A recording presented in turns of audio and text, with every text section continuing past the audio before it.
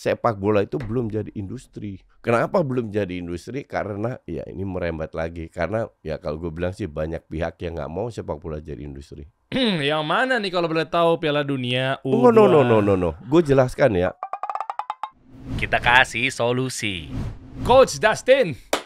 Wah, akhirnya mampir juga nih. Beliau lebih tahu ya. Kalau di channel ini lo nggak akan menemukan yang namanya pembahasan olahraga atau bola lebih tepatnya lebih dalam. Ya. Lebih komplit di tempatnya dia lah. Di sini justru kita membahas mengenai sisi lainnya. Sisi lain. Dari Dan sisi- banyak sisi ya dari sepak bola. Industrinya. Salah satu. Industri dimanapun berada ya, mau industri apapun kalau naik, artinya semua kecipratan. Ya. Setuju nggak, Coach? Ya, kalau gini ya, sepak bola itu olahraga nomor 1 ya di dunia, Oke. termasuk industrinya.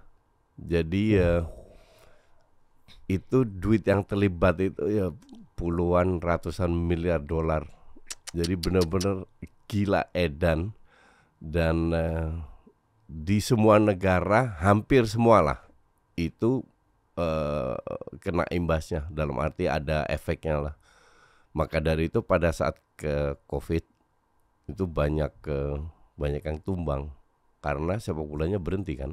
Wah, contoh misalnya, coba kita bedah satu persatu, nanti detailnya nanti kita Ya, bahas ya. ya, Jadi di ya. sini kita nggak lagi bahas antara, kalau gue bahas Spurs di sini panjang banget nih Ya. urusannya sama Arsenal kan. Enggak, sebenarnya enggak panjang Ya, karena ya, karena enggak ada yang harus dibahas Iya, dari iya. Spurs. Ya. Jadi gini ya, bola bawahnya ada hotel. Di luar bolanya dulu deh. Iya. Kan bola itu sendiri udah tiket, udah itu udah nggak kebayang ya. Iya. Tiket, merchandise, apalagi sih biasanya? TV rights, Iya, ya official TV partner. ticketing, Tiketing. terus ya yang di Indonesia belum begitu berjalan adalah menjual pemain, rekrut pemain murah dijual mahal. Oh iya. Itu make money. Itu Ajax itu punya ratusan juta euro cash di bank berkat puluhan tahun jual beli pemain. Sebenarnya nggak jual beli, rekrut pemain muda dijual, Nah berarti bisa dikatakan kalau kita belum ada di titik itu, artinya industri sepak bola di Indonesia buruk dong. Bukan buruk, masih rendah. Nggak boleh negative thinking. Iya makanya kan gue nanya. Kan kita kasih solusi. Tiket juga jadi pemasukan ya. Iya, tapi nggak terlalu besar. Kalau udah ada stadion dibikin bagus, potensi datengin tiket tinggi, tapi malah nggak lama stadionnya rusak gara-gara mungkin dirubah, diganti apa segala macamnya, tiketnya jadi pendapatan rendah lagi dong. Nggak lebih justru kalau stadion rusak diganti dan lain-lain kan harusnya jadi lebih bagus, bukan lebih jelek kan? Tapi kan kemarin hujan di mana-mana malah nggak karuan tuh lapangannya. Kegenang air. Iya betul, artinya harus diperbaiki kan agar menjadi lebih bagus. Pada saat menjadi lebih bagus, ya tiketnya juga bisa dinaikin. Kan katanya kemarin udah bagus stadionnya. Standarnya siapa yang bilang bagus? Bagus itu kan baru teruji kalau sudah dipakai, sudah kena hujan dan lain-lain. Kalau dibangun belum dipakai, orang mau klaim itu bagus ya kan belum ada buktinya. Gitu. Gue yang mancing, gue yang takut nih. Ngeri juga nih, emang bahaya salah mancing gue. Apalagi ya, pokoknya banyak lah ya. Hotel penginapan, kalau ada pertandingan kan pasti kan hidup juga tuh industrinya di perhotelan gitu ya. Ya. Dan bukan hanya untuk klub bolanya, tapi untuk ekonomi mikro ya, untuk orang sekitarnya itu semua kena imbasnya. Ya seperti yang lu bilang, hotel, warung-warung di sekitarnya, transportasi, gojek-gojek, di yang menuju ke stadion, fansnya, tukang parkir, banyak yang kena. Gue nggak mau yang jualan jersey karena banyak KW. Ya. Jadi gue nggak boleh mendukung itu. Gue baru mau pancing udah tahu udah bisa ngebaca pikiran gue nih. Baru gue mau nanya, berarti yang jualan jersey untung juga ya gitu. Iya. Tapi ini KW ya? Kan nggak semuanya KW kali. Banyak. Minor mayor.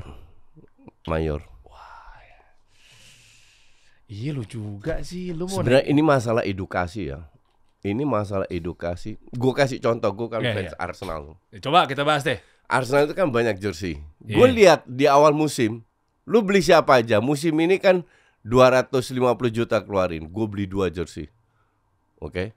First sama home. gue beli. Nah, gue bilang kalau masih di Agustus nih, kalau Vlahovic datang, gue beli jersey ketiga. Ternyata nggak datang kan? Ya yang ketiga gue nggak beli. Karena gue tahu dengan satu jersey aja gue berkontribusi kepada Arsenal. Nah kalau lu keluar duit banyak, yuk gue rela untuk beli banyak. Ngerti nggak? Nah di Indonesia ini kita itu belum dididik untuk apa ya? Untuk melakukan membuat sepak bola menjadi industri lah. Itu kan butuh banyak peran dari beberapa pihak. Salah satu fans. Kalau fansnya membeli jersey original, itu tidak hanya menguntungkan brand jersey-nya, tapi juga menguntungkan klubnya. Kalau mereka beli jersey KW, klubnya nggak dapat apa-apa. Cuma kan dapat exposure jadinya. Ya exposure kan. Oke lah, coba. Lumayan nggak jujur? Kalau exposure tinggi juga dapat nggak imbasnya ke? Kalau mereka pakai jersey ori kan exposure juga, bukan hanya KW. Oh iya, udah dapat exposure, dapat keuntungan juga Dapat ya. keuntungan. Buat ke stadion ya, buat infrastruktur ya. ya. Dan fans itu maunya tipikal yang sering terjadi di negara ini, maunya instan, gratis, tapi banyak. Gue mengeducate member gue dan gue punya grup Telegram ya, isinya hampir 8.000 orang. Gue bilang kan kalau ada match orang tanya minta link dong, ada yang minta link. Lu kasih link ilegal, gue blok, gue kick langsung dari grup itu. Jadi lu tidak boleh, gue tidak mendukung men-share link ilegal. Oke? Lu kalau mau share link yang official, karena mereka beli rights-nya. Mereka punya hak untuk mendapatkan keuntungan. Sama gue langganan, you name it lah semua, dari video, be-in, apa semua. Mola enggak? Karena untuk gue service yang diberikan Mola ke gue itu terlalu jelek kepada pelanggan. Oh ya? Ya. Lemot. Ya lemot lah, terus ngeheng lah, terus nggak bisa itu lah. Jadi gue nggak puas dengan Mola. Gue sempat berapa tahun langganan Mola. Tahun ini nggak, tahun ini gue stop. Gitu. Jadi untuk gue sih berusaha untuk sebisa mungkin ya. Kalau ada gue mendapatkan service yang bagus kayak video itu bagus. Nah, gue nggak ada masalah. Gue ambil paket yang paling mahal, gue promosikan nggak ada masalah. Untuk gue fair aja, karena video juga keluar ratusan miliar kan untuk beli rights-nya. Oh, yeah. Nah, ini kita harus educate. We have to educate kepada fans bahwa kalau lu beli KW, lu illegal stream apa-apa, lama-lama industri ini akan, ini asumsi lah ngomong jeleknya. Kalau 80-90% dari penonton Liga Inggris nonton illegal streaming, oke? Lama-lama nggak ada yang mau beli tuh rights-nya Liga Inggris. Pada saat nggak ada yang mau beli, lu nggak bisa nonton. Ujungnya yang ilegal semua, gambarnya jelek, kena iklan, bla bla, nggak puas lu nontonnya. Gue baru nangkep lo ternyata memang nggak cuma sekedar merchandise ya, link-link yang tentang ilegal sama itu nggak terlalu besar. Tadi gue mikirnya gini coach, gue ini catat ya, jangan dipotong ya, sangkanya gue malah mendukung aksi tentang pembajakan atau ilegal ya. Ini maksud gue gini tadi. Gue coba analogikan ke ranah yang lebih ekstrim memang kedengarannya, tapi gue nggak bilang bahwa ini udah pasti bisa dikawinkan analogi ini gitu ya. Belum tentu memang industri bola dengan sama menggunakan analogi yang tersebut. Label industri musik. Oke. Gue mau buat edukasi dulu nih. Gue dulu pemain band, musisi. Tahu ya. Oke. Dalam hal ini ada satu sudut yang bisa dijadikan sebagai yang namanya pembajakan itu ternyata menguntungkan buat sisi off air kami.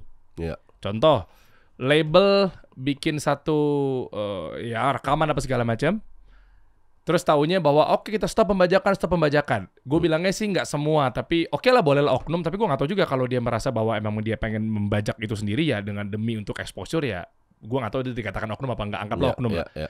Ternyata pembajakan dari dia sendiri juga.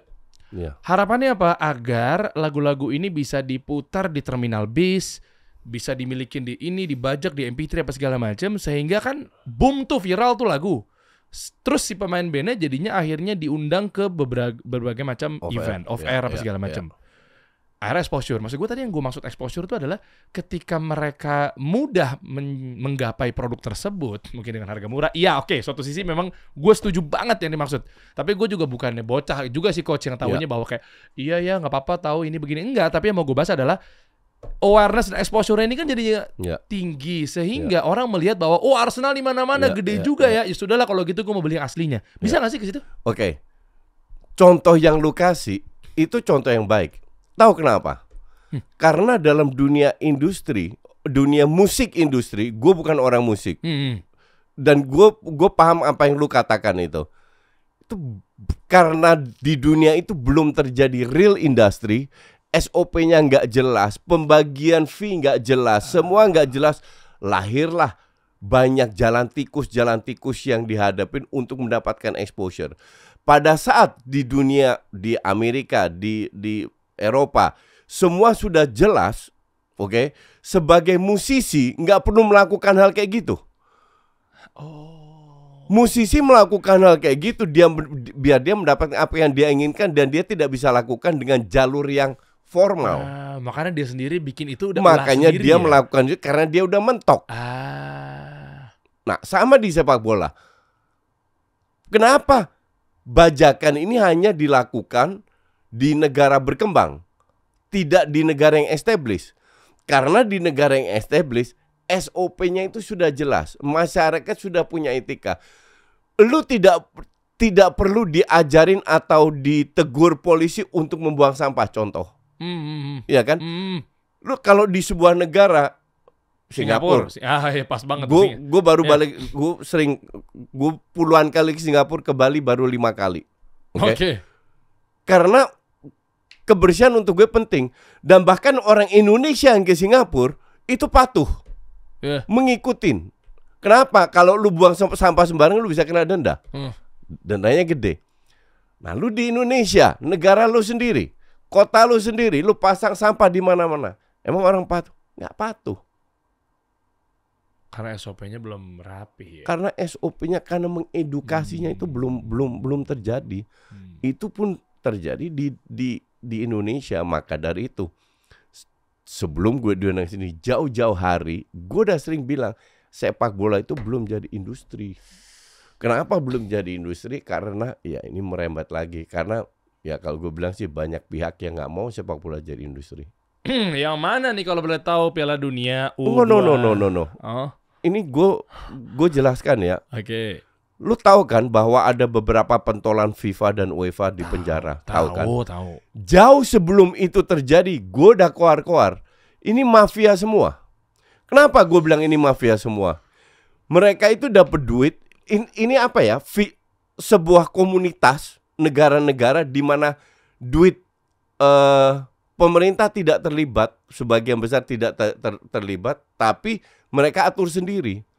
Lu tahu gaji presiden UEFA berapa? Berapa? Presiden FIFA tahu berapa? Berapa? Nggak ada yang tahu, gue juga nggak tahu. Kenapa dia nggak buka ke publik? Karena nggak transparan, nggak perlu dia buka. Kenapa harus buka ke publik? Oh iya juga sih. Cuma kan melibatkan dunia. Dunia siapa? Dunia mereka sendiri kan? Apakah PSSI harus membuka income mereka? Nggak perlu.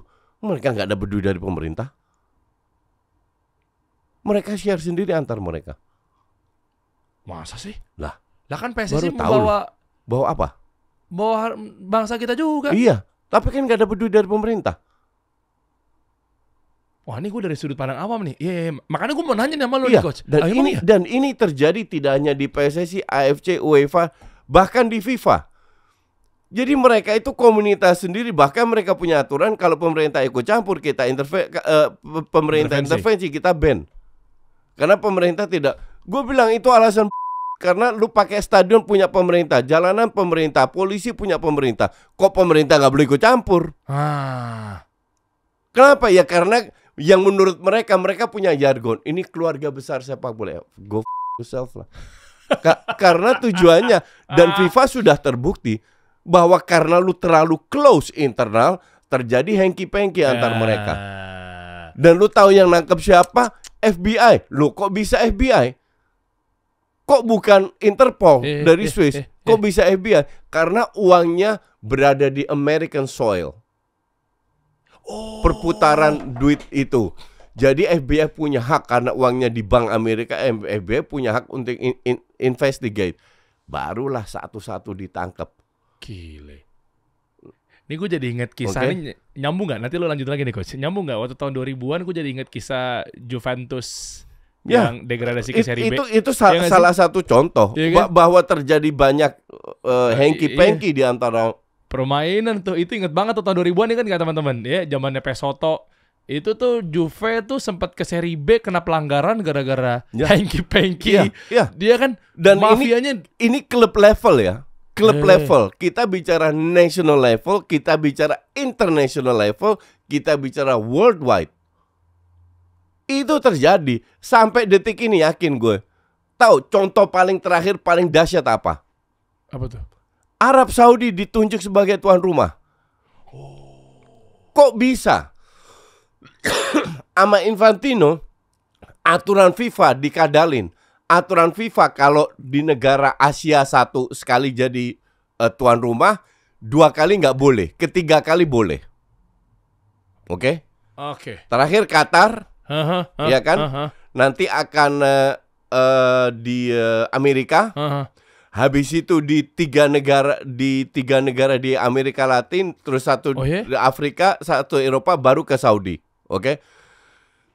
Masuk akal nggak? Masuk akal nggak? Lu menunjuk Piala Dunia di Amerika Latin, benua CONCACAF, 3 negara Argentina, Uruguay, sama satu lagi hanya main 1 pertandingan. Lu main di Maroko, benua Afrika, hanya segelintir pertandingan. Mayoritas di Spanyol, Portugal lebih banyak pertandingan. Kenapa? Pada saat ditunjuk itu, mereka udah nggak bisa ngebit untuk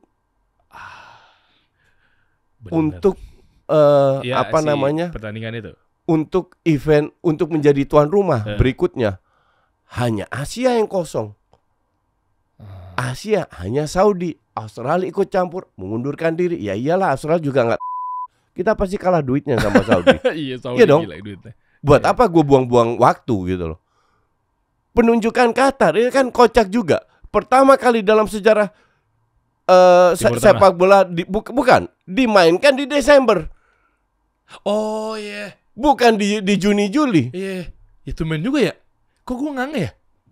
Ya karena lu bukan orang bola. Gue bukan orang bola soalnya. Ngerti nggak? Iya. Jadi banyak permainan yang terjadi karena mereka terlalu eksklusif antar mereka aja.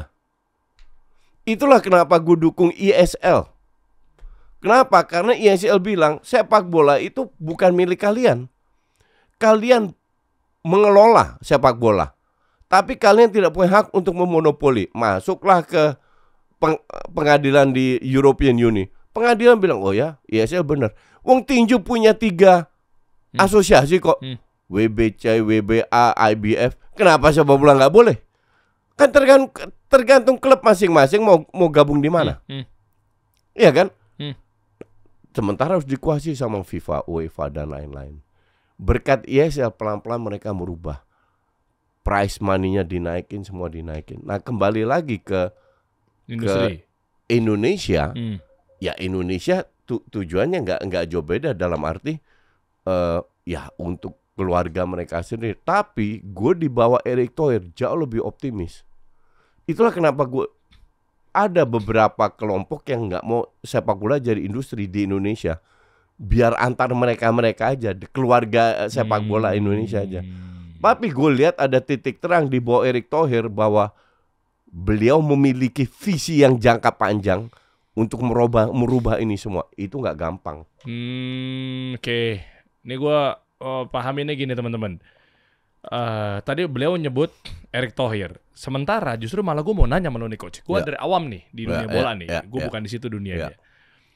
Kan sempat ramai kemarin. Nih gue nggak maksud untuk membentur-benturkan ya. Di sini pure kita bahas mengenai edukasi industri sepak bola dari segi ekonomi bisnis gitu ya. JIS, Pak Anies Baswedan, ya kan bikin apa segala macam. Akhirnya ramainya viral gara-gara ternyata disinyalir ada perombakan ini itu apa segala macamnya. Singkat cerita tiba-tiba pas hujan malah makin gak karuan. Yang mau gue bahas gini, ketika Pak Erick Thohir jadi, gue nggak Iya. tahu nih. Ini ada pisau bermata dua. Tadi lu bilang di bawah Erick Thohir justru oke. Tapi sementara di sisi lain menganggap katanya, mohon maaf nih, Erick Thohir ngacak-ngacak dunia sepak bola. Enggak. Nah. Apa yang diacak? Makanya gue mau nanya justru, ada kenapa yang diacak. mereka muncul ini ke permukaan dengan istilah lo yang ya jis dulu deh satu-satu deh. Enggak. Jis itu kan mengklaim kita itu apa namanya berkonsultasi dengan sebuah perusahaan yang membuat stadionnya Spurs. Iya. Ternyata enggak. Oh ya? Ternyata tidak. Loh katanya mereka juga bawa data. Perusahaannya sendiri yang mendinai. Perusahaan di Inggris mendinai kita nggak pernah kerjasama dengan JIS. Udah statement beneran dia. Ya udah statement. Lu boleh googling, sesimpel itu kan. Lu tinggal googling. Jadi mereka pernah konsultasi, ibarat ketemu lah ngobrol-ngobrol. Udah, that's it. Tapi nggak pernah tanda tangan bahwa mereka jadi konsultasi. Jadi konsultan. Ya beda dong. Oh iya, ya ketemu kan ya hanya ketemu. Iya. Beda ya. Jadi mereka nggak pernah, mereka deny kita jadi konsultan. Jadi mereka asal bikin stadion yang menurut mereka terbaik. Buktinya itunya roboh lah. Apa namanya? Kan setelah diganti katanya. Apanya? Robohnya itu.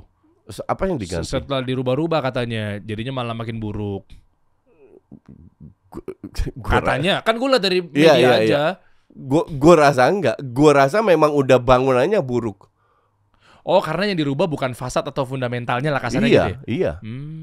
Emang kalau lu bikin stadion dengan akses kayak JIS, tidak ada satu standar internasional yang approve itu.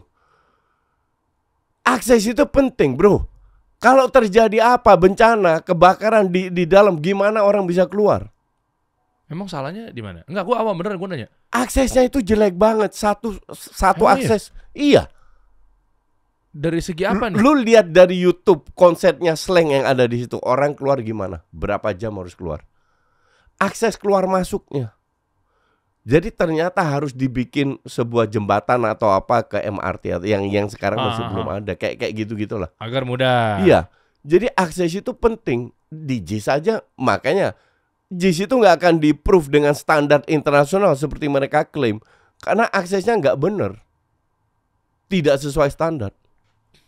Ya gue gak paham, nanti coba mungkin gue datengin arsitek terbaik di Indonesia kali ya. You have to check that. Karena kalau dibilang Erick Thohir ngacak-ngacak, Erick Thohir itu nggak punya wewenang untuk ngacak.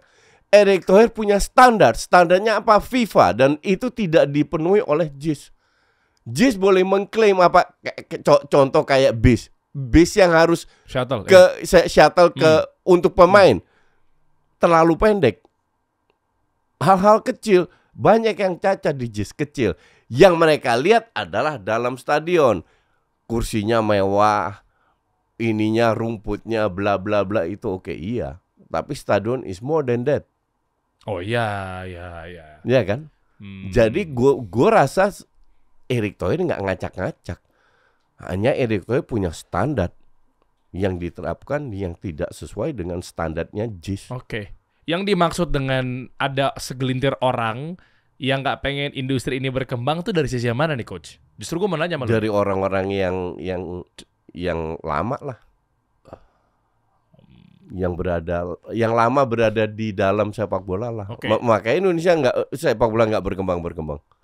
Gini, tanpa dari namanya apa segala macamnya, yang orang-orang ini adalah apa yang bikin dia menghambat industri sepak bola? Dia korupsi. Gini, istilah korup itu apa sih? Makan duit dari pemerintah. Ya enggak juga. Karena mereka enggak dukung pemerintah kan. Proyek yang dilempar Ya, lebih ke dari proyek, dia ya ke dia untuk juga. untuk mereka aja. Ya, lebasi banget sih, Bos. Iya. Untuk mereka aja. How to? Kita ngomong how to-nya. Gimana caranya agar industri ini berkembang?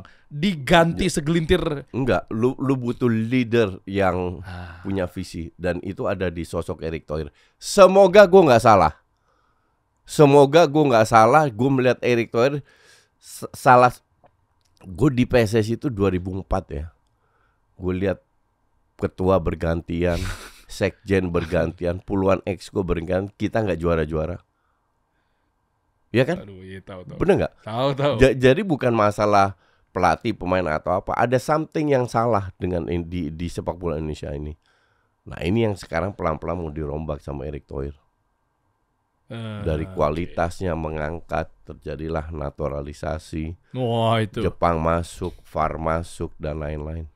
Kita bahas aja sekalian. Berarti programnya Erick Thohir yang dimaksud adalah kenapa lo support banget nih coach, dalam artian berarti lo membenarkan bahwa dengan adanya PSSI berbondong-bondong naturalisasi yang tujuannya agar apa sih? Agar minat jadi demand jadi tinggi, orang jadi cinta lagi sama PSSI. Wah keren ya, wajah-wajahnya fresh, seger, ganteng. Gua dari sisi awamnya ngeliat ya. Sehingga kan kepantik yang lainnya. Apakah cara ini kan mungkin kemarin juga mungkin sempat dipikirin juga naturalisasi rame-rame itu masa sih nggak bisa dari ketua sebelumnya. Nah ini merupakan satu cara yang dirasa-rasa bahwa ntar ujungnya industri sepak bola jadi lebih naik. Target ke situ, oke? Target adalah sepak bola Indonesia agar menjadi lebih industri lah. Iya kan? Kalau sepak bola menjadi industri, kita semua kena imbasnya. Gue terutama, ya lu mungkin agak enggak ya, tetapi gue industrinya gue kena imbasnya, oke. Nah, untuk bisa menjadi industri banyak pihak yang terlibat. Salah satu meningkatkan kualitas pertandingan. Maka terus meningkatkan kualitas wasit. Maka dari itu akan diterapkan VAR. Oke. Didatengin wasit Jepang. Terakhir untuk melihat kualitasnya. Untuk meningkatkan akan diberikan pembinaan dalam jangka panjang. Kemarin gue sama Kaisang sama Ratu Tisha di program kita Tendangan Pisang kita bahas soal itu, oke, soal pembinaan, dan gue korek Ratu Tisha menjelaskan program. Jadi banyak. Nah salah satu itu adalah naturalisasi. Jadi naturalisasi ini adalah bagian dari serangkaian tindakan yang dilakukan oleh PSSI. Gue kayak jubir PSSI. Padahal gue selalu kritik PSSI ya. Untuk meningkatkan agar sepak bola menjadi industri. Jadi orang untuk gue sih lucu kalau hanya fokus ke naturalisasi aja. Padahal banyak faktor yang dilakukan oleh PSSI untuk mengangkat salah satu yang naturalisasi. Kenapa naturalisasi? Simple. Kalau lu di sini nggak ada barang bagus, ya lu belanja di luar. Lu sama gue kan sama. Lu mau cari brand apa gitu, nggak dijual di Indonesia. Lu ke Singapura untuk beli di situ. Nah, sekarang kalau beli pemain kan susah. Karena timnas. Nggak bisa beli pemain dong. Harus orang Indonesia. Nah, mereka cari orang pemain yang punya darah Indonesia. Nah, mereka punya hak loh. Mereka punya didukung oleh undang-undang, dan itu di seluruh dunia, bukan hanya di Indonesia. Oke. Untuk naturalisasi ini kan ada masa tahunnya kan? Iya, 5 tahun. Bukan 10. 5 ya? 5 kalau lu nggak ada darah Indonesia kayak Mark Klok. Oke. 5 tahun lu bisa jadi Indonesia. Greg Nkolo. Ada beberapa lah. Oke. Jadi itu yang naturalisasi karena mereka bukan orang Indonesia. Yang jadi debat kan adalah pemain kayak siapa? Rafael Struijk. Rafael Struijk, Elkan Bagot, sekarang Martin Paes, Tom Haye yang lagi diincar, Jody Amat, Sandy Walsh. Mereka itu adalah pemain bola yang memiliki darah Indonesia dari nenek moyangnya. Minimal 3 generasi. Jadi dari kakek neneknya. Nah, kalau lu punya darah Indonesia, lu didukung oleh undang-undang, dan itu nggak hanya di Indonesia aja, di semua negara, banyak negara lah, mayoritas dari semua negara di Indonesia punya undang seperti itu. Kalau lu punya darah negara ini, lu boleh menjadi negara warga negara sini. Jadi yang dilakukan PSSI hanya memanfaatkan aturan yang ada. Terus kenapa jadi isu rame debat dan seterusnya? Padahal kan dia dari Indonesia. Itu oleh orang-orang yang merasa kehilangan lahan. Tapi untuk gue, ya gue tetap respect mereka. Semua orang punya hak ya untuk berpendapat. Gue tidak pernah mempermasalahkan naturalisasi. Gue lihat justru kalau lu merasa naturalisasi nggak benar, lu tunjukkan bahwa lu lebih baik. Sama kayak di Liga 1, lu tahu ada berapa pelatih lokal? Nggak tahu kan? Nggak tahu. Oke, kira-kira berapa? Ada 18 tim kan? Iya, mayoritas. Ya, oke, let me tell you, dari 18 tim cuma 3. Masa? Tahun lalu cuma 1. Gila, gue bilang mayoritas tuh artinya 10 lebih. Mayoritas 50% plus 1. Iya, Iya berarti kan? 10 lebih. Iya. 3 dari 18. Tahun lalu cuma 1. Musim lalu. Terus lu salahkan siapa? Menurut lu siapa gua? Ya nggak ada yang salah. Ya klub-klub kan pengen yang terbaik. Cuma kan ada orang yang gak kedapatan kue. Ya, exactly. Ya, jadi lu sebagai pelatih harus menunjukkan bahwa lu lebih baik daripada pelatih bule-bule itu. Iya dong. Iya benar. Ya sama pemain juga. Lu harus menunjukkan bahwa lu lebih baik daripada pemain-pemain bule yang menjadi ujungnya kan mereka satu tim. Kalau lu tidak lebih baik, justru rasisnya di sini. Kenapa nggak ada pemain lokal dong? Nggak ada hubungannya. Mereka ini mau kulitnya hitam, putih, merah, itu hijau. Selama mereka pegang paspor Indonesia, mereka orang Indonesia. Mereka perkuat merah putih. Iya kan maksudnya gini, Kalau Coach. tidak ada pemain Iya. lokal, artinya pemain lokalnya kurang bagus untuk bisa bersaing. Iya, cuma mungkin masih gini kali, Coach. Gua nggak bela gimana-gimana nih. Mungkin lu lebih paham, tapi kan budaya. Kita ngomong nih budaya dulu nih, culture dulu nih. Dari zaman eranya tahun 2000-an, 2000 ke atas lah, awal-awal 2000-an. Di zamannya Carlos de Melo, naik lagi ke sini lagi, Christian Gonzalez, itu kan budayanya kan sangat minor sekali, orang-orang yang dirasa parasnya tuh Indo-Indoan gitu loh. Nah, kok tiba-tiba sekarang malah termanuver dengan yang lebih banyak yang eranya naturalisasi, kok banyak yang bule-bule. Nah, makanya mereka terlepas dari paspor sama darahnya ya. Ya. Mereka langsung mindsetnya kayak, kok jadi warnanya gini semua ya, Ya. gitu. Nah, mindset itu harus dirubah.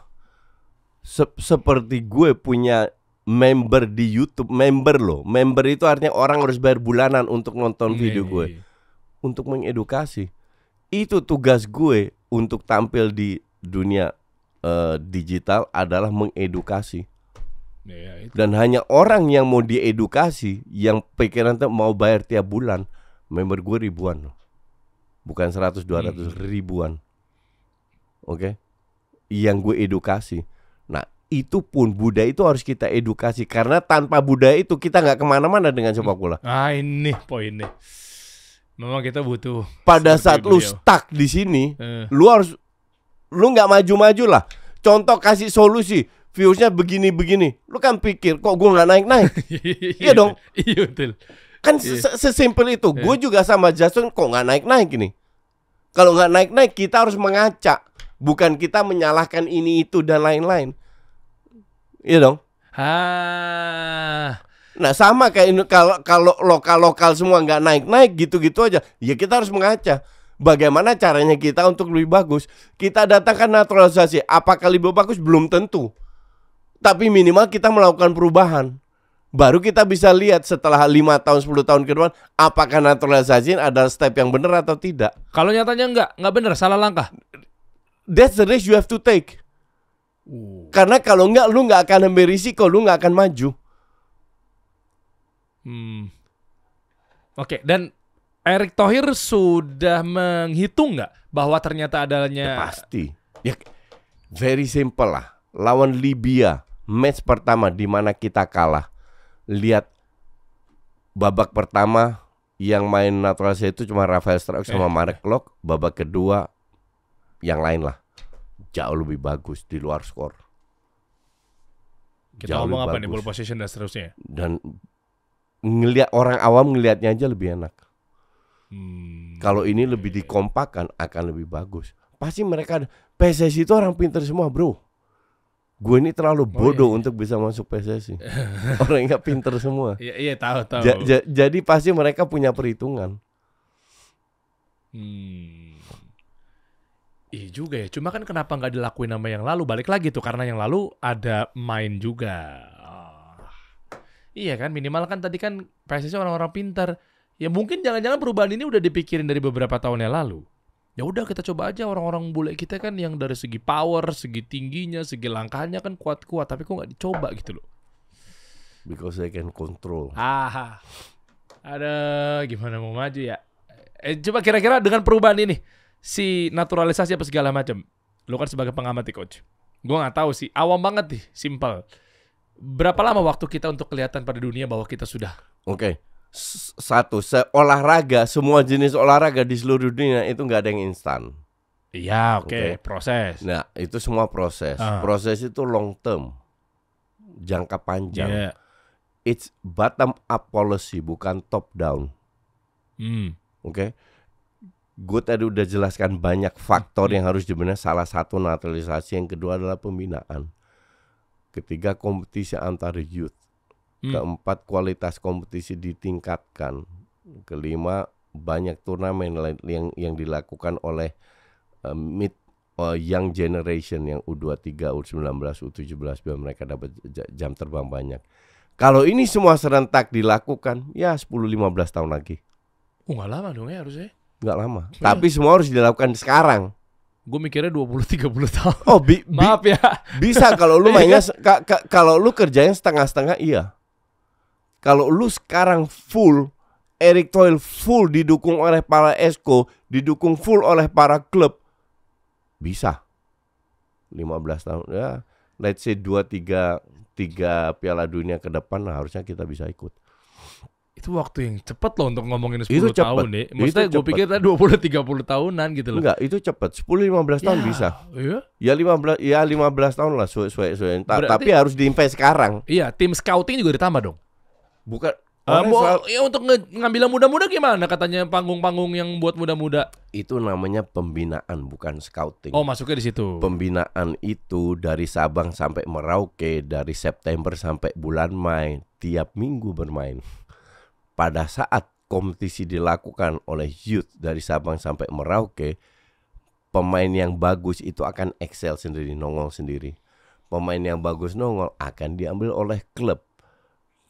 Sehingga kembali lagi klub bisa melakukan extra income dengan merekrut gratis, menjual mahal. Itu income yang paling banyak yang didapatkan oleh klub, yang sekarang kurang dilakukan di Indonesia. Jadi sistem transfer ini belum berjalan di Indonesia. Maka dulu sering kontraknya setahun, 2 tahun, setahun tiap tahun perpanjang kontrak. Jarang Karena 5 tahun gitu ya. Mereka tidak mau Indonesia sepak bola jadi industri. Ya itu sih balik lagi ya. Industri. Kalau ngomonginnya tentang U21, katanya tadi ada yang bilang bahwa ini harus dikontrol nih, harus dilihat nih, dalam arti positif ya. Tapi ada juga pihak-pihak yang nggak pengen ada Piala Dunia di bawah umur 21 ya. Iya kan, maksudnya kan harusnya kan itu kan dijalankan dong. Kan itu kan bagian dari eksistensi anak-anak muda kita, kan kelihatan. Gue yang salah satu sangat kecewa dengan batalnya U20. Karena untuk gue aturannya nggak make sense. Sekarang tujuan olahraga itu apa sih sebenarnya? Tujuan kita berolahraga itu apa? Dari level mana lu? Level paling receh, sehat, apa Enggak, nih? Bukan. Apa sih? All level. Tujuan olahraga terbentuk. Tujuan dari satu, sehat terus. Terus. Apalagi? Olahraga tujuannya adalah menyatukan. Oh iya, olahraga pemersatu bangsa. Iya. Menyatukan perbedaan ras, menyatukan perbedaan agama, di mana kita dalam satu bendera kita bisa sama-sama yang berbeda ini untuk bekerja lah. Itu kan tujuan olahraga. Iya, makanya ada jargon olahraga pemersatu bangsa. Iya. Iya. Nah, ini yang harus kita fokuskan kembali ke sana dengan sepak bola. Adalah tujuannya adalah mempersatukan, bukan memecah belah olahraga ini. Hanya sekarang kan udah jadi ribet karena udah jadi industri. Ya kita harus bisa ikut. We have to play the game kan. Kita harus ikut aturan main. Sepak bola, perkembangan sepak bola itu kan dinamis sekali. Tidak hanya dari sisi technical, tapi juga dari sisi non teknis. Salah satu yang dari VAR. Ya, kita harus bisa ngikutin. Pada saat kita mengikutin, kualitas kita meningkat, kita lebih bisa bersaing. Mulai dari pembinaan dan lain-lain. Tapi kalau ini semua tidak dilakukan ya susah. Sebentar, VAR itu kan yang dimaksud adalah itu yang wasit bantu wasit untuk video assistant itu. referee. Ya. Iya kan, Ya. video asistennya wasit itu kan, Ya. biar kalau ngeliatin ini detailnya seperti Ya. apa. Ya. Itu juga sebenarnya kontroversi nggak ya waktu awal-awal keluar? Ini gue nanya dari segi Kontroversi kalau aturannya nggak bener. Cuman lama-lama kan udah lebih oke lah. Cuma gini coach, waktu itu kan sempat ada pihak-pihak yang nggak pengen adanya Piala Dunia Under 20 itu. Ya. Kan isunya lagi panas, Israel. Ya makanya kan Ya kenapa waktu berapa bulan sebelum itu dibatalkan ada perkumpulan interparlemen di Bali yang Israel juga hadir. Gue nggak mau komen lah. Yang ada benderanya Israel gitu loh. Iya tahu. Dan kenapa kalau lu tahu Israel hadir, lu tanda tangan bahwa semua gubernur tanda tangan bahwa mereka setuju. Kenapa lu batalkan di detik-detik akhir? Ya kan memang lagi memanas sehingga kan memang support dari kaum muslimin kan lagi gede banget tuh coach gitu. Ya. Nggak tahu tuh buat ngambil suara apa. Kalau lu bilang oh ini undang-undang, oh gue dukung. Gue 1000% dukung undang-undang dasar 45. Oke. Ya, Nah, tapi kan kalau itu terjadi jangan interparlemen di mana delegasi Israel datang itu nggak boleh juga dong. Oh oke. Cuma kan kaum muslimin memang waktu itu lagi bersatu untuk lagi memerangi Israel masalahnya. Nah artinya Nggak boleh lu samakan. salah langkah, khawatir kalau diadakan tiba-tiba. Mereka ini bocah-bocah umur 16-17 yang nggak pernah ikut perang, nggak pernah apa. Nggak bisa lu lakukan. Dan kembali lagi olahraga itu pemersatu bangsa, bukan pemecah belah. Olahraga itu nggak boleh. Ya di dalam itu agama apapun ya ada. Agama ada. Iya sih, aduh. Kapten timnas Israel itu Muslim loh. Aku nggak tahu emang ya. Iya. Aku nggak tahu. Ada 2-3 pemain Muslim. Kapten timnas Israel itu Muslim. Ya Israel memang negara ya, di dalamnya ada berbagai macam Berbagai agama. macam, Iya. betul. Jadi Cuma gue nggak tahu kalau untuk yang kaptennya. dan kita bicara U20 loh. Kalau seandainya timnas senior ada berapa tentara yang pernah tugas di Gaza, oke, gue masih ngerti. Mungkin pernah ngebunuh orang, kita nggak tahu kan. Dan sambil bermain bola. Ya. Ini bocah-bocah yang nggak ada salahnya loh. Kan kocak gitu loh. Semua dipukul rata gitu. Iya dong. Iya. Ya kita harus sadar. Kita kan nggak bisa memukul satu negara semua sama, dalam arti anak yang umur 45 tahun sama penjahat kriminal umur 40-50 tahun. Ya Hanya karena benderanya sama, ya kan lucu. Apa salah pemain bola ini? Mereka cuma mau ikut Piala Dunia, sesimpel itu. Nah, sebenarnya devisa negara juga ekonomi jadi lebih besar lagi ya. Iya. Kan kita balik ke pembahasan kita mengenai industri ekonomi ya. Iya, Kembali ya alasannya untuk gue nggak make sense. Itu bikin gue sangat kecewa. Pembatalan U20 karena imbas positifnya itu besar sekali untuk kita. Devisa masuk, promosi Indonesia, budaya Indonesia, promosi makanan Indonesia, promosi pemain bola Indonesia, promosi peta sepak bola Indonesia di dunia internasional, di FIFA dan lain-lainnya. Itu exposure akhirnya berkat koneksinya Erick Thohir, kita dikasih U17. Bukan di band, tapi kita dikasih U17. Iya. Kembali lagi ke koneksinya.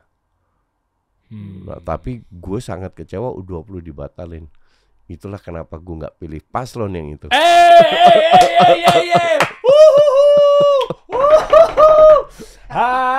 Gue udah duga gue tahan kos nyebut juga lo. Enggak lah, gue swing voter, anything can happen.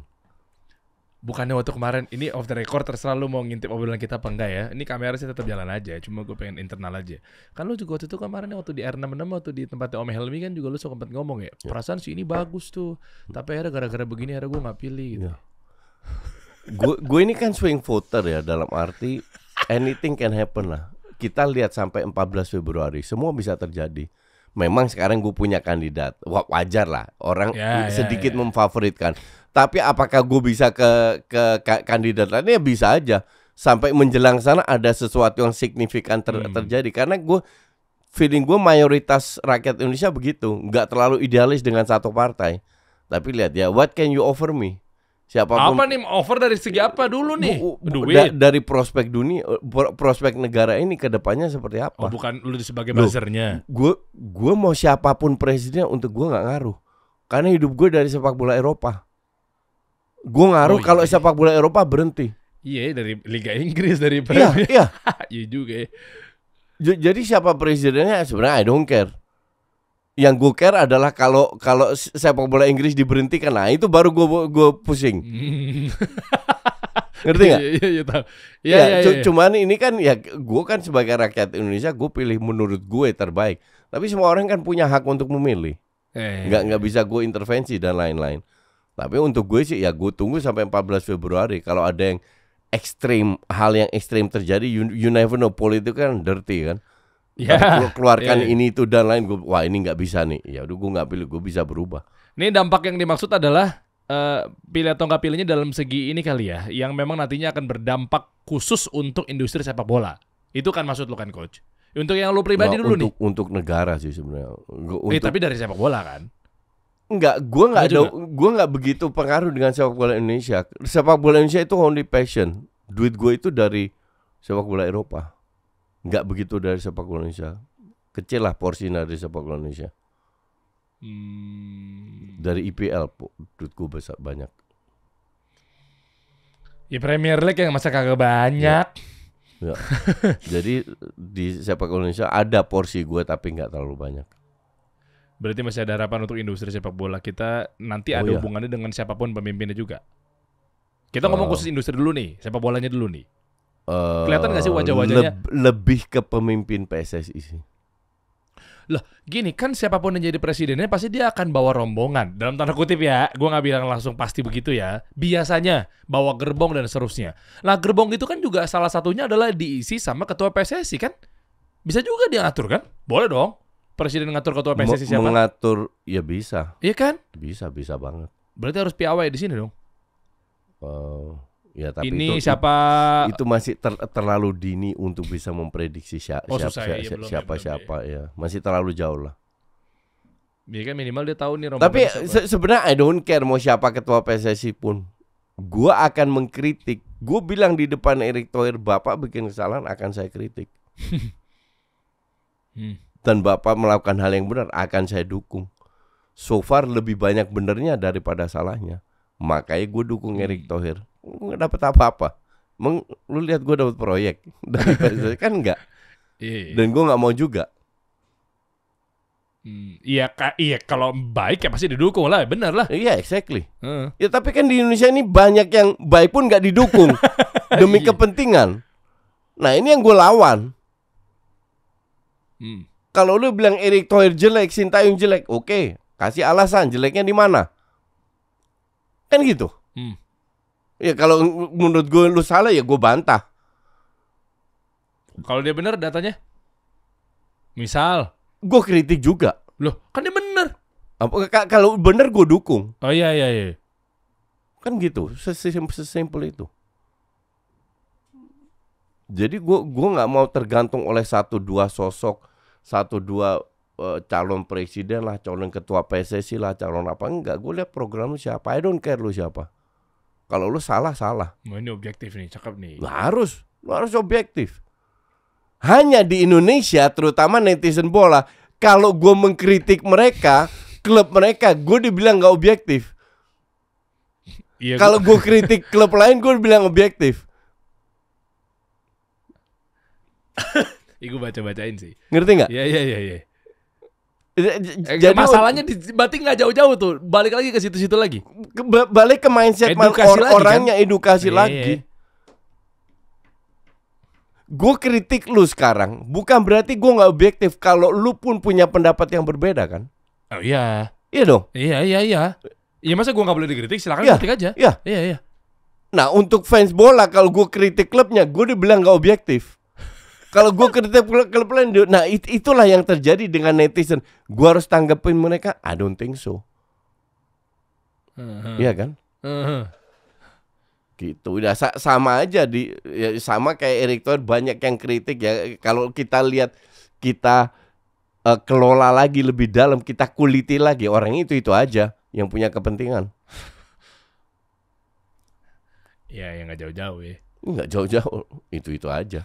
Kalau gue sih, no. Bentuk edukasi apa yang ditawarkan sama teman-teman? Apakah salah satunya kalau gue tebak adalah dengan banyaknya lo coba untuk dalam tanda kutip memonetisasi lah apa yang udah ada di industri sepak bola, akhirnya lo bikin media coach, ya nggak? Ya media-media itu ya, itu nggak jauh-jauh pasti bentuk edukasi dengan berbagai macam penyerangan dari sisi ini agar Indonesia jadi lebih tumbuh lah secara daya pikir gitu kali ya. Makanya ada banyak beberapa media-media. Gini, salah satu tujuan gue adalah mengedukasi. Waktu gue mulai YouTube itu pakai handphone. Sekarang masih pakai handphone. Oke. Pakai handphone, nggak ada tripod. Laptop gue itu tahun 2019. Senderin ke laptop. Ya, senderin ke laptop. Jadi view ke atas gitu. Iya, oke. Ya serius. Pertama 2-3 kali seminggu. Kenapa gue melakukan itu? Gue kan 14 tahun di TV, komentator TV. Iya, bola. nonton kita kan. Iya. Gue itu merasa nggak dapat waktu dari TV untuk menjelaskan apa yang gue ingin jelaskan tentang match itu. Ada durasi. Karena ada durasi, Iyalah. durasi, akhirnya nggak bisa. Gue coba bikin YouTube. Gue bikinlah itu YouTube. Gue jelaskan match yang gue siaran tadi, yang gue tidak diberikan kesempatan untuk menjelaskan, gue jelaskan di YouTube gue. Ternyata itu berkembang. Sampai 2021 gue bilang gue pensiun dari TV. Itu setelah Piala Eropa di RCTI. Gue bilang sama orang-orang RCTI, sorry guys, gue diminta Serie A siaran habis itu. Gue pensiun full dari TV. Jadi bukan karena RCTI-nya, tapi karena gue pengen pensiun dari itu, gue fokus ke YouTube. Tambah naik lagi. Karena idealis keluar sana karena, semua ya, gitu ya. makanya gue banyak talk show yang konsepnya berbeda semua. Ada yang non bola, ada yang bahas makanan, ada yang bahas anak-anak muda, percintaan, ada semua gue bahas. Karena ya kan ujung-ujungnya bukan masalah lu hebat atau tidak. Ada yang mau denger nggak? Iya dong. Diterima nggak itu Iya. kan? Lu bisa klaim diri lu hebat, bla bla, data lu ini itu, kalau nggak ada yang nonton ya forward. Gue nggak pernah klaim diri gue yang terhebat, terbaik, nggak pernah. Gue hanya klaim diri gue yang Justin itu pandit bola yang termahal, itu aja. Bukan yang terbaik. Karena yang terbaik itu orang yang nilai kan. Songongnya Anda yang seperti ini yang saya suka. Nah, inilah Indonesia percaya diri dan itu dibilang arogan. Ini murni self confidence. Gue kan nggak fitnah. Gue berani diadu sama pandit lain. Gue yang paling mahal. I can guarantee you that. Dan untuk bisa mempasang rate mahal, pasti gue punya sesuatu yang gue bisa tawarkan dong. Value. Iya. Dari sisi yang mana nih value-nya? Dari segala sisi, dari engagement, dari viewers, dari apa, gue bisa bersaing. Ya iyalah. Tapi gue tidak bilang diri gue yang terbaik. Camkan itu. Ya tapi result yang mengatakan hasilnya. Result yang mengatakan, betul. Tokopedia-nya sampai gandeng beliau guys. Iya. Dan gue tampil di mana-mana loh, Der. Bukan di satu topik loh. Dan hampir semua yang di mana gue tampil itu ya cepet ke atas lah. Iya kan? Itu dia, makanya coba Coach Justin ini monetize ke beberapa media. Ada banyak kok, coba deh Dim. Lihat deh Dim. Selain di channel beliau selain di Justinus Laksana, ada juga di bawah klik IG-nya. Ada beberapa yang ada Afif itu loh, ada Apip atau segala macam, itu punya lo juga kan Coach? Iya. Iya kan? Lo sama Pange ada program juga kan ya? Iya. Sama Tio, dia sahabat gue nih. Tio dulu gue siaran sama dia. Tio tuh. Prasetyo. Iya. Sekarang enggak, dulu gue sama dia. Sama dia. Iya, sekarang enggak. Dulu gue satu radio sama dulu bos gue malah di radio. Iya. Dulu dia asisten direktur program gue penyiarnya. Itu. Enggak, gue punya banyak program. Gue punya sama Pange sama Hanif itu namanya The Bro Code. Iya. Itu bahas sedikit bola, bahas yang lain, bahas makanan. Nah itu ini Jaspil ini Jaspil ini dengan Sportify Indonesia. Nah ini orang bertanya, ini pertanyaannya random banget nih. Coach, gue lagi sakit hati diputusin, apa yang gue harus lakukan? kayak gitu-gitu. Kenapa? Lu ambil bukan bedang lu bola. Kenapa jadinya percintaan lu ambil juga Coach? karena gue kan lebih dewasa daripada mereka. Gue punya pengalaman yang gue bisa share. Bukan gue lebih hebat, enggak. Bukan karena cewek gue banyak terus gue bisa kasih lu masuk, enggak. Tapi karena murni gue share pengalaman aja. Gue jadi kepikiran, sepak bola pemersatu bangsa. Gue nggak tahu nih, random deh. Yang namanya sepak bola pemersatu bangsa artinya dia ada di kedudukan yang menjadi pusat perhatian di atas lah posisinya. Ya. Otomatis sudut pandangnya lebih luas. Ya. Makanya lu bisa ngejalanin beberapa acara, program dan apapun itu ya. Ya. Oh, dari situ ya. Kalau bidang Sama ini iya. apa? Lu bilang ini apa? Lu bilang air, gue bilang ini plastik. Dia bilang ini biru muda. Iya juga ya. Terus ada yang bilang ini lonjong. Kan kita bener semua. Iya. Ya sepak bola juga sama. Dari banyak sudut lu bisa lihat. Makanya gue berani tampil gue berani bikin banyak talk show karena konsepnya beda semua. Dan penonton DPI nggak nonton Jasaye. Penonton Jasaye nggak nonton DPI. Gue pikir sama tuh. Enggak, beda. Karena kan narasi yang kalian gaungkan kan sama. Iya, tapi caranya beda. Iya. Jadi tempatnya beda semua. Dan gimana hasil monetisasinya? Dari segi brand, kita ngomong bisnisnya sekarang. Ini bisnis beliau nih, kita bahas nih. Iya.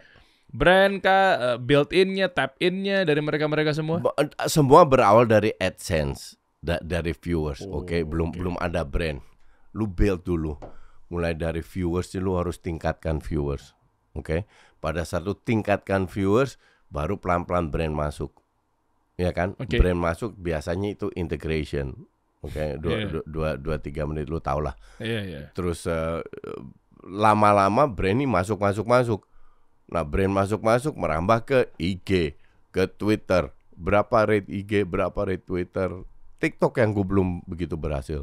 Tapi di IG, Twitter, YouTube berjalan semua. Kenapa TikTok? Nggak ngerti gue. Penontonnya beda kali ya? Mungkin, I don't know. Tapi gue akan angkat TikTok gue. Oh, soalnya dia tuh entertainment ya, beda dengan edukasi kali ya? Iya, gue nggak tahu. Iya, TikTok begitu. Terus apa namanya? How to monetize it lah.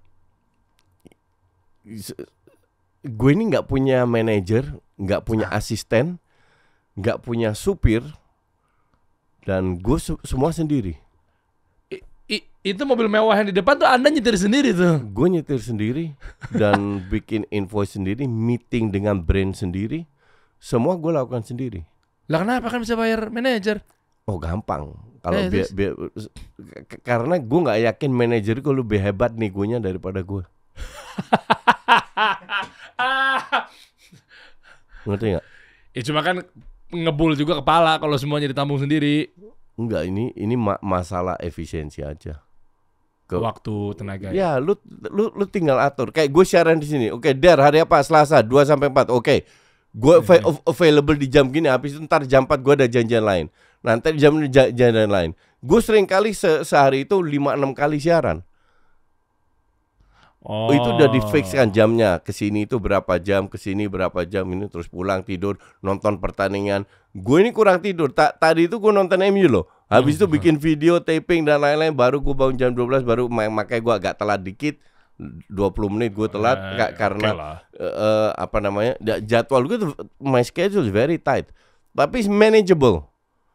Nah, kembali lagi, gue tahu kalau kita bicara soal monetizing, gue nggak bisa kasih brand kecil sama brand besar sama harganya. Gue tidak bisa kasih rokok contoh, harga sama dengan brand kecil makanan contoh. Kan rate-nya beda-beda. Beda. Iya. Rate-nya jadi gue lihat ini brand apa, dan biasanya brand besar yang masuk kalau di gue ya. Jadi gue bisa ya pukul rata, dan harga sekali tampil dengan 5 kali tampil kan beda. Oh iyalah. Terus juga effortnya, apakah gue harus produksi atau langsung posting doang kan beda lagi. Belum apakah produksi harus keluar, harus edit apa? Gue hindari edit-editan ribet. Take it or leave it. cara gue pakai handphone, gue ngomong udah take it or leave it. Gila, enak banget kalau udah personal brandnya kuat ya. Nah, Iya. sementara kan sekarang kan editingnya kan harus yang anak-anak Gen Z sekarang, Iya. milenial kan top. Ya, gue Nggak butuh begituan. kagak. Tapi gede lagi viewsnya curang ya. Nggak se-effort kita guys. Dan itu nggak perlu, karena Ya perlu kalau bagi orang-orang yang lagi merintis, iya, coach. kalau betul. Tapi gue merintis kan nggak pakai gituan juga. Gue pakai handphone doang loh, Der. Ya tapi kan zaman sekarang kalau dragging, malas juga kalau orang nonton. Kalau dragging iya, makanya lu bikin biar lu nggak dragging. Oh berarti memang dari skillnya sudah dikuatin dulu sebelum produksi. Iya, betul. Kan banyak cara. Kalau lu harus punya studio, harus punya editor, harus punya desainer dan apa-apa, kan orang yang nggak punya duit nggak bisa bikin konten. Gue mulai-mulai ya. Ya, karena costnya kan tinggi. Faktanya adalah lu bisa bikin konten semua. Ini gue sempat bicara sama tukang ojek ini berapa tahun yang lalu. Dia kenal gue dari YouTube. Gimana? Gue bilang gue bisa bikin, lu juga bisa bikin. Caranya gimana, coach? Ya gampang.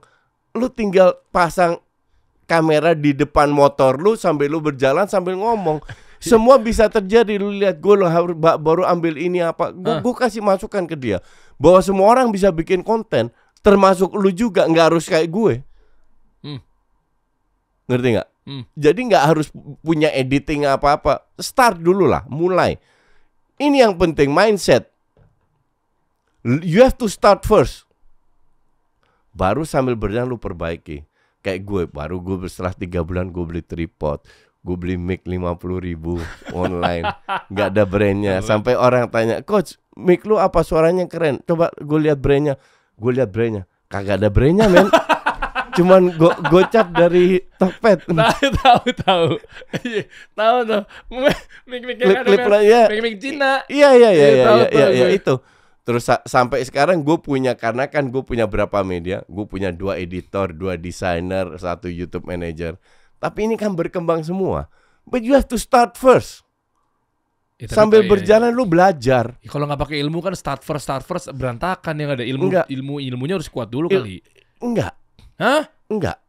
Ilmu masa nggak harus kuat? Enggak. Kalau lu bicara ilmu yang kuat, pandit bola yang punya data-data itu laku juga. Kenapa mereka nggak laku? Simple. Karena untuk menjadi bikin konten yang bagus itu banyak faktor yang bisa memikat viewers. Lu harus ada emosinya, lu harus ada bercandanya, lu harus ada originalnya. Baru lu bicara soal data, baru soal itu. Bukan hanya ilmu, tapi satu package yang bikin penampilan lu tertarik. Oke, gue dapat. Ngeluarin data mau sekuat apapun, tapi kalau ternyata kalau nggak tertarik, kalau dragging, lu ngomongnya yang flat, satu tone, mukanya nggak ada ekspresi, nggak ada emosi, malas juga kan? Kita kan penonton YouTube. Lu hanya nonton konten, contoh konten mobil, banyak yang bikin konten mobil. Kenapa hanya 1-2 segelintir konten aja yang rame? Karena itu pembawaannya, karena ekspresinya. Ngerti nggak? Jadi bukan hanya ilmu doang. Itulah kenapa beberapa media juga sekarang dipegang sama Coach Justin. Buka dong, Nim. Ini gue buka ya, Coach ya. Total ada berapa berarti lu ya? Punya media ya? Banyak. Selain media, industri-industri lain, F&B, kan lu juga punya restoran kan? Dulu. Enggak, gue sekarang yang buat dipakai nobar di pasar festival tuh. Gue sekarang fokus ke YouTube. YouTube. Gue mau fokus ke, ya ini hal yang lain lagi, invest di saham. Tapi itu 2 tahun yang lalu. Sekarang gue ada 1-2 saham yang gue keep. Tapi gue apa industrinya? Gas.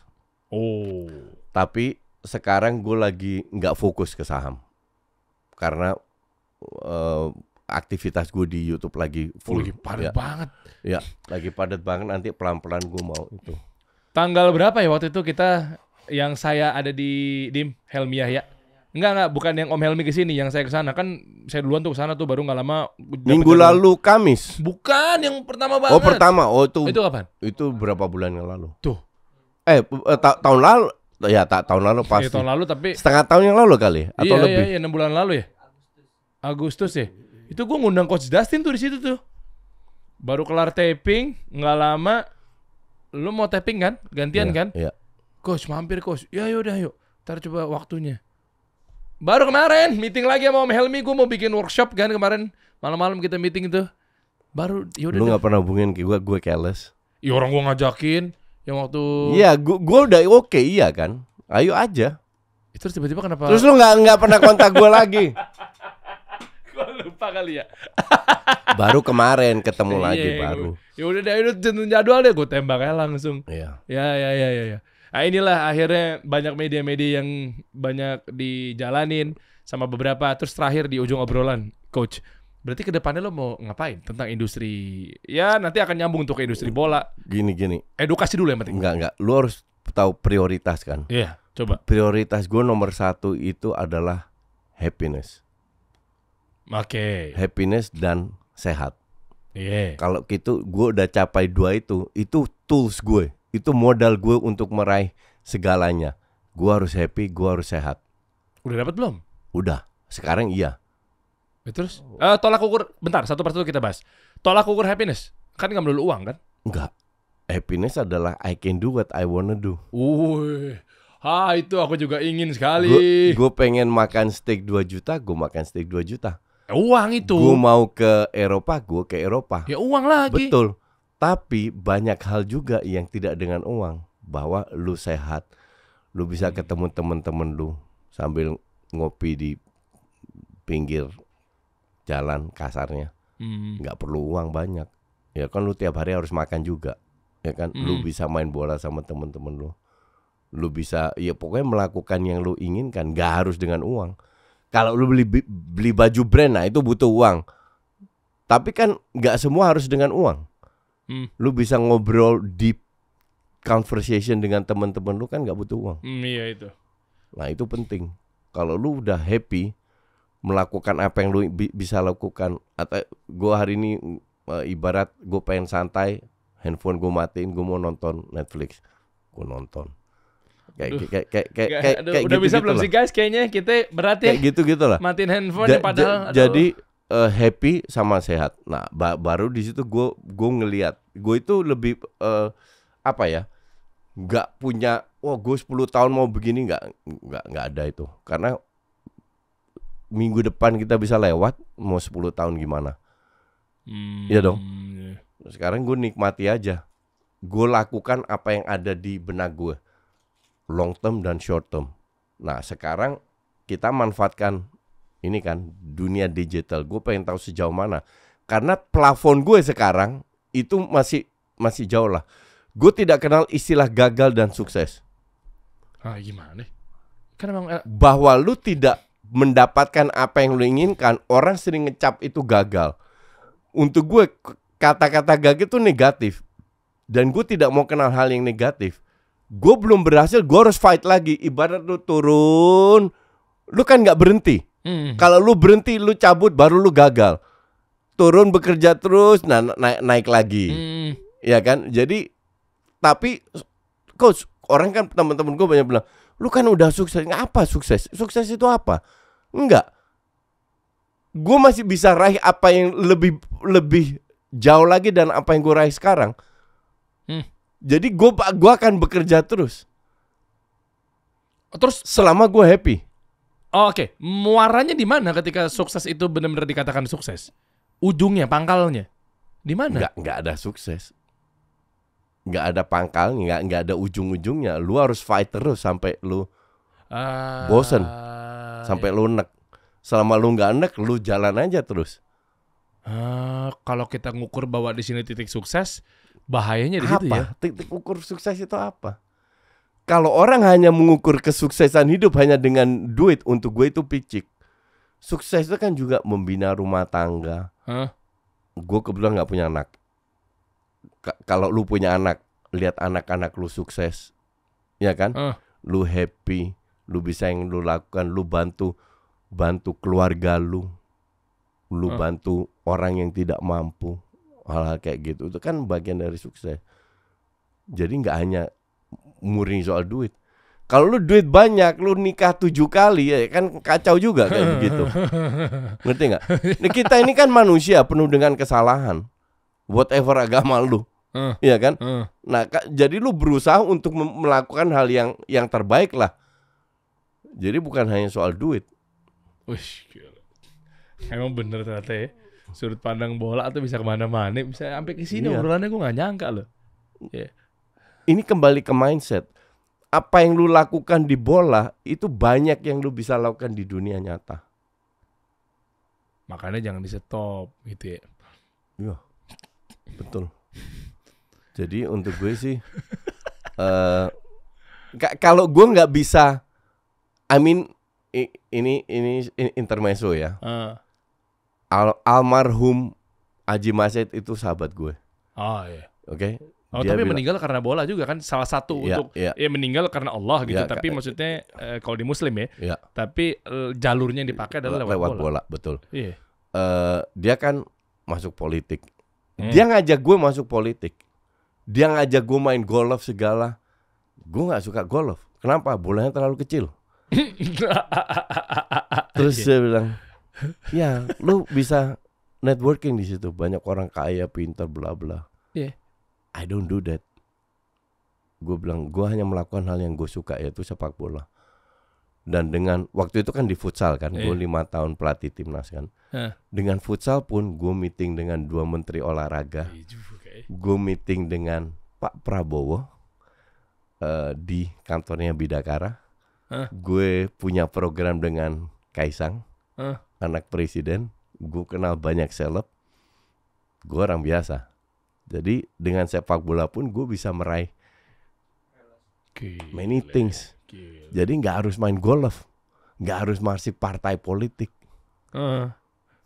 Kecipratan sama para pejabat juga bisa dari bola. Bisa, semua bisa. Just be yourself, show your character. Ini kembali ke mindset. Lu nggak perlu menjilat untuk menjadi seseorang.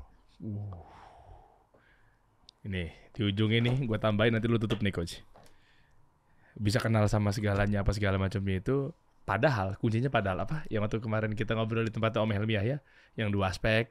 Lu udah ini dan udah ini. Padahal lu minor sama. Ya, gue double minority. Ini bagus banget. Ya, gue double minority. Bisa kenal sama semuanya, tapi padahal meskipun gitu loh ya. Iya. Dia double minority apa? Gue Cina dan Kristen. Iya kan? Iya kan? Keren. Dan ini kan tidak menghambat gue untuk bisa bergaul. Double minority tapi malah justru bisa juga ternyata ya. Iya. Jadi jangan berkecil hati Anda double Jangan minoritas. berkecil, iya. Itu poinnya. Justru kalau lu tidak minoritas, harusnya lu bisa mencapai lebih lebih hebat daripada gue dong. Karena lu nggak ada hadangan kan, nggak ada kekurangan lah. Iya. Kalau gue kan, gue aja yang double minority gue bisa. Kok lu yang nggak ada, lu nggak, bukan minoritas, lu nggak bisa. Non Muslim, Cina. Iya. Guys, ini sentilan loh, jangan malu loh. Ayo dong, kita double mayoritas. Iya. Muslim, pribumi. Iya. Ayo dong, lu gimana? Masa lu sih? kalah sama gue? Ya.